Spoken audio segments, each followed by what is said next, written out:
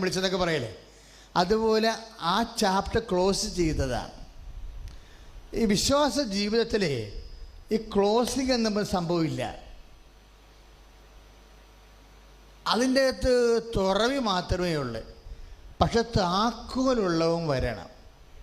Bible അവസാനിക്കുന്നത് അങ്ങനെയാണ്: മുദ്ര പൊട്ടിക്കാൻ അധികാരമുള്ളവൻ, അതുപോലെ തന്നെ വാതിൽ തുറക്കാൻ താക്കോലുള്ളവൻ. അപ്പം നമ്മളുടെ ജീവിതത്തിൽ നമ്മൾ അടഞ്ഞുപോയ ജീവിതത്തിൻ്റെ വാതിൽ തുറക്കാൻ താക്കോല് ആരുടെയോ കയ്യിലുണ്ട്. ഇപ്പം ഈ കേസിൽ എന്താ സംഭവിച്ചത്? അവർ പഠനം നിർത്തി, പ്രാർത്ഥന നിർത്തി വെച്ചിട്ട് അവസാനം അമ്മ പോയി മകളുടെ വയറെ കൊണ്ട് കുരിശിട്ട് ആ ആഴ്ചയിൽ അവൾ പ്രഗ്നൻ്റായി.